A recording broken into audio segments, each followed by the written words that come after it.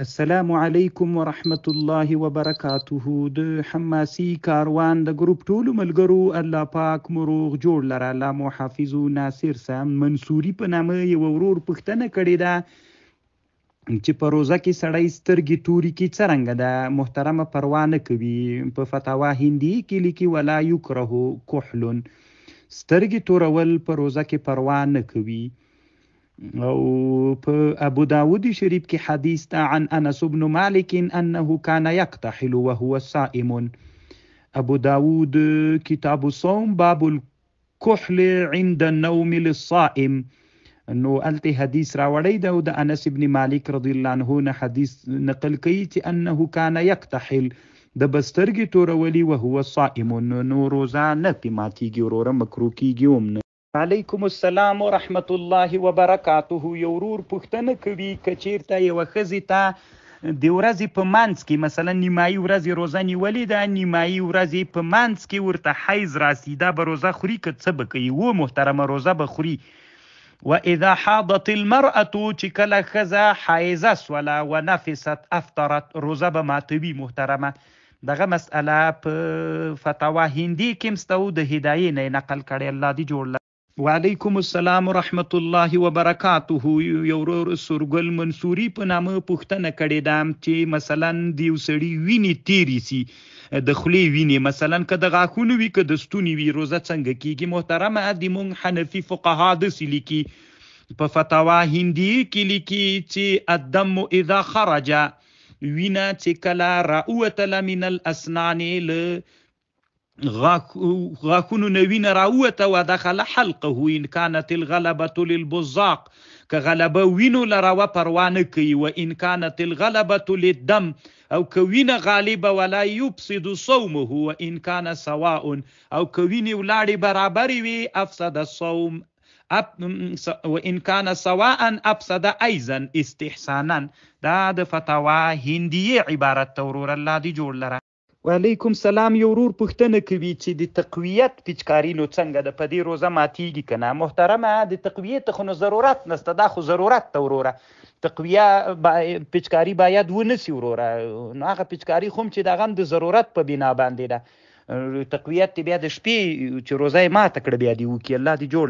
وعلیکم السلام ورحمت الله وبرکاته. یو ورور پوښتنه کړې ده په دې اړه باندې چې مثلا مونږ یو چیرې وظیفه لرو، دلته به د وظیفې په جي کې مونږ مسافرانه کوو، نو دغه تحقیق مې درولېږي وروره، دا د سره واوره. او یو بله مسله هم تاسې کړي چې څومره بازار نه مونږ چې وځو څه وخت مسافر چې خپل کلي کې اوسېږئ، چې د کلي له هغه آبادۍ نه ووتلی بس تاسې سفر شروع ده. یعنې تاسې ذاتي مسافر یې په دغه ساحه کې، که مونږ در باندې راغی مسافرانه به کوي، که بازار خلک یې چې له بازاره وځئ بیا مسافر شمیرل کېږي. الله مو جوړ. وعلیکم سلام. یو ورور پوښتنه کوي چې ویتر امام کوي، نیت به د حاضرینو کوي که نه؟ محترمه د څه شي د حاضرینو نیت؟ محترمه ځان نه به بدعتونه نه را جوړوي، بس چې امام ویتر کول خلکو ته امامت کوم دغه به نیت کې راګرځي. عزتي صحیح ده. الله دې جوړ لره جنتي سي. علیکم سلام. حزب الله زاکری په نامه یو ورور د قندهار ولایت نه پوښتنه کوي چې داسې اعمال راوکړي چې روزه کې وکړو.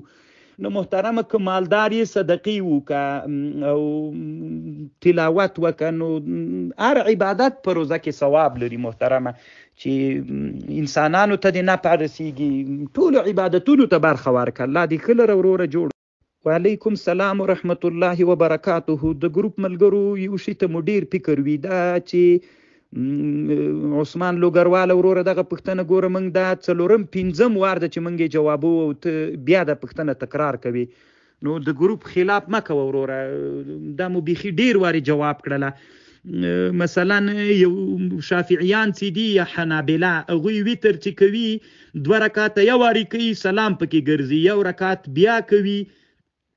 او نو مثلا که حنفي، دا د حرمینو نم دا پوښتنه ډیره کیږي، نو حکم یې دا د وروره حنفي سړی د پس اقتدا وکړي چې د 2 رکعتونو کې سلام وګرځو، دی د سلام نه ورسره ګرځوي.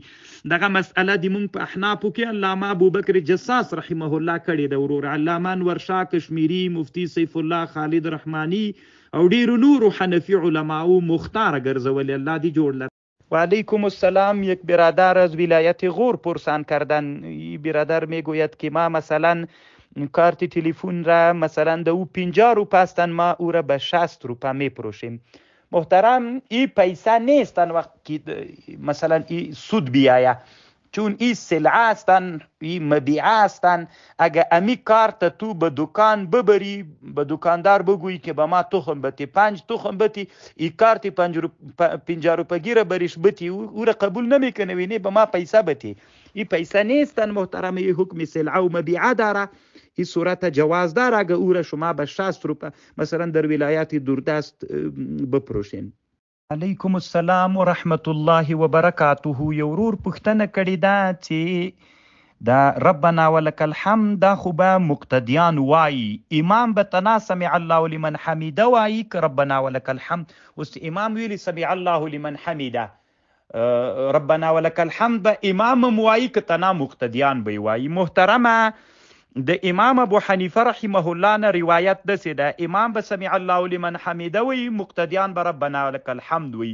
اما د صاحبینو نه روایت دسې ده، امام به دواړه وی، سمع الله لمن حمیده بم وایي، ربنا لک الحمد بم وایي، او مقتدیان به تنا ربنا ولک الحمد وی. د صاحبینو په مذهب باندې د نورلزاح مولا فتوا کړی ده، تقریبا دغه رایه علامه ابن الهمام رحمه الله مختار ګرځولې ده، او ډیرو حنفي علماو من حيث الحديث هم دا صحیح خبر ده محترمه.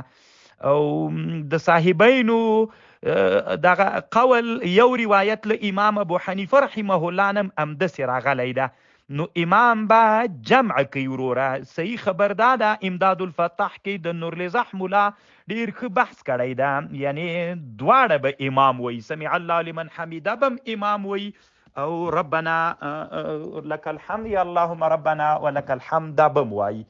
الله پاک دی روغ جوړ لره. صرف د کنز مولا هغه بیا